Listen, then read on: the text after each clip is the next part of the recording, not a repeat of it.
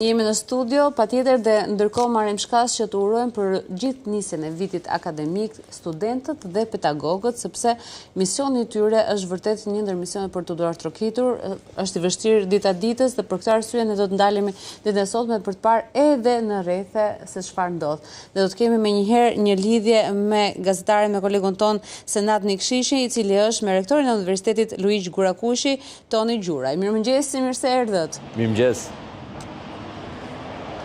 Mirëmëngjes të gjithëve, fillimisht në këtë ditë sot ku universitetet hapin dyert, fillimisht dua të uroj të gjithë studentët për një vit sa më të mbar, sidomos ato që do të ulen për herë të parë në auditorët e universiteteve. Sot bashkë me mua në këtë ditë të rëndësishme është rektori i Universitetit Luigjë Gurakushi, siç e thatë edhe ju, zoti Tonin Gjuraj. Normalisht që Universiteti i Shkodrës është një prej më të rëndësishmeve në vend, por sot ka dhe një ceremoni zyrtare pak më të madhe, sepse do të jetë e pranishme edhe Ministria e Arsimit në orën 10. Profesor, mirëmëngjes edhe fillimisht urime në këtë hapje të universiteteve të sot. Mirëmëngjes, edhe për mua është kënaqësi të nis ditën sot edhe 6 tetorin, pra se dita e parë e procesit mësimor akademik për ciklin bachelor dhe për programet 2 vjeçare, meqense masteri do nis më vonë me datë 27 tetor, dhe kam kënaqësinë që këtë përshëndetje të parë për studentët e ri, sidomos dhe për stafin, për administratën ta nis me Adu CNN-in, kështu që ju falenderoj shumë për ftesën. Si nis ky vit i ri akademik për Universitetin e Shkodrës, profesor? Më lejoni të bëj qartë diçka që pavarësisht se procesi akademik nis sot për vitet e para, në fakt procesi regjistrimeve vazhdon, sepse i tillë është sistemi. Pra ne deri me datën 8 vijojmë regjistrimet për raundin e dytë, pra të studentëve të rinj, dhe pastaj do ketë një raund të tretë nga data 13 deri me datën 24, çka do të thotë që ne 24 tetor jemi të qartë me numrin përfundimtar të studentëve që i bashkon universitetit ton.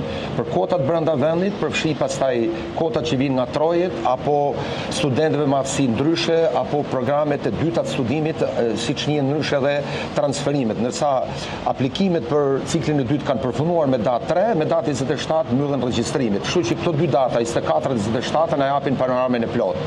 Besoj që është një nisje e mbar, normale. Sot, siç ju e thatë në krye të herës, është një ditë e veçantë fakt për universitetin ton.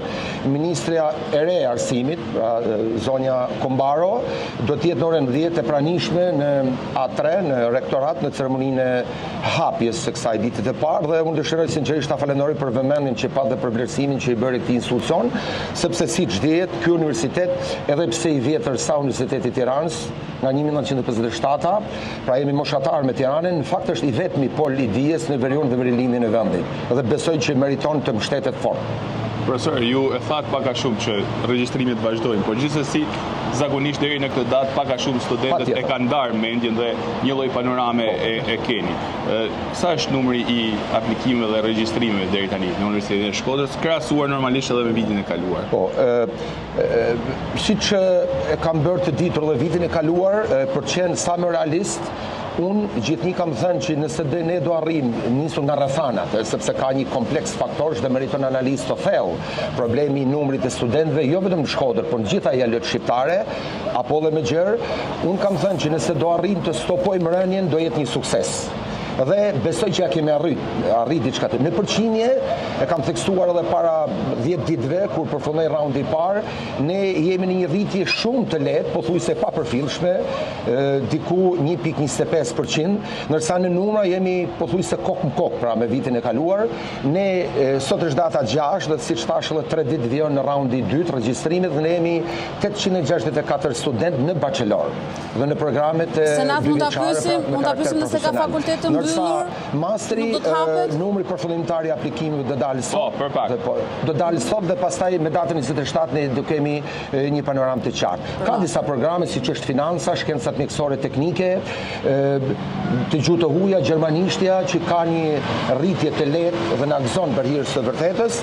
Pastaj ka disa programe të cilat doja të pyesja, cilat janë ato programe me shumë pak studentë ose që ne gjithmonë e quajmë që e drejtë. Jo, nuk do do mbyllet asnjë program, sepse nga numri që ne kemi, por programet të cilat janë programet me prioritet kombëtar, ne po punojmë fort dhe do shikojmë deri në fund si do shkojë fizika veçanërisht, edhe pse kemi plot shpresë që ndoshta në këtë raund i cili ende s'ka përfunduar ne do të mund të tërheqim student, ndërsa të shkencat sociale situata është përmirësuar. Metët për të parë, nuk mund të jap një numër Degët preferenciale jo, matematika patjetër është disi më mirë matematika se sa fizika, ndërsa fizika është program më problematik. Kjo natyrisht na bën ne të mendojmë se çfarë reforme ndoshta strukturore duhet të ndërmarrim për vitin tjetër akademik, po metet për diskutuar me njësitë bazë, me njësitë kryesore dhe me senatin akademik. Degët e mësuesisë gjuhë e huaja? Gjuhë e huaja gjermanishta për shembull ka një rritje të lehtë dhe na gëzon, anglishtja po ashtu, natyrisht pastaj të tjerat, por po t'i hedhim një sy numrit të regjistruarve në gjuhë të huaja, edhe Universiteti i Tiranës apo universitetet e tjera të cilat i ofrojnë të programe studimi, pak a shumë ndajnë të njëjtat preokupacione dhe problematika. Qartë, Senat, mund të themi që fizika të paktën është dega ose lënda me më pak regjistrime nga studentët, më pak interes?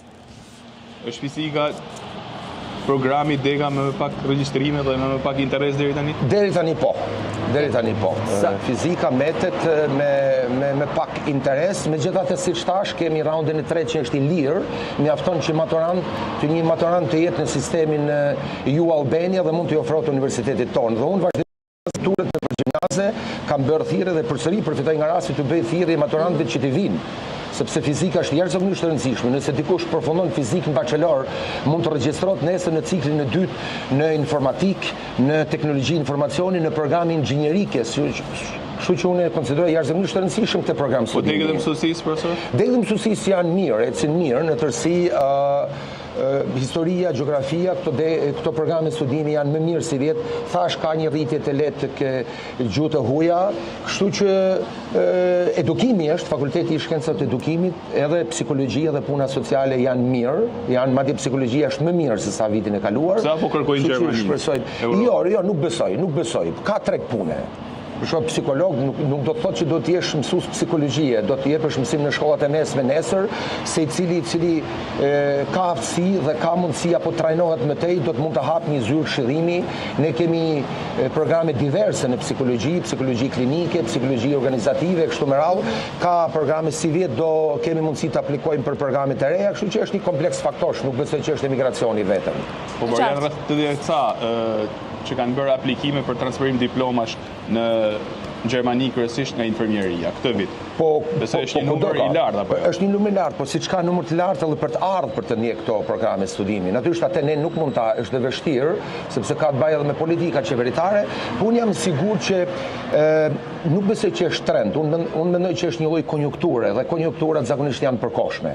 Ju tha treg pune, po vendas apo treg pune i huaj? Jo, ka edhe vendas edhe të huaj, por po them që si thosh, le të themi ajo dëshira ose si thosh përpjekja e tyre për të gjetur ndoshta një vend pune jashtë është konjunkturale. Këtë po përpiqem të them dhe nuk besoj që nuk ka për të qenë një ide e qëndrueshme. Unë jam i sigurt që të rinjt kanë për të qëndruar këtu dhe do bëjnë përpjekje maksimale që të shfrytëzojnë tregun e punës vendas, sepse do të ofrojë një muri mundësish për punësim. Faleminderit profesor, urime dhe suksese sot dhe në vazhdimsi në këtë vit. Faleminderit Senat, faleminderit edhe zotit Tonin. Hapur dhe transparent me median, veçanërisht me atë CNN-in. Faleminderit për ftesën. Dhe shumë faleminderit edhe herë për ftesën. Faleminderit. Faleminderit Senat. Jemi gati ndërkohë për të shkuar në Korçë, na pret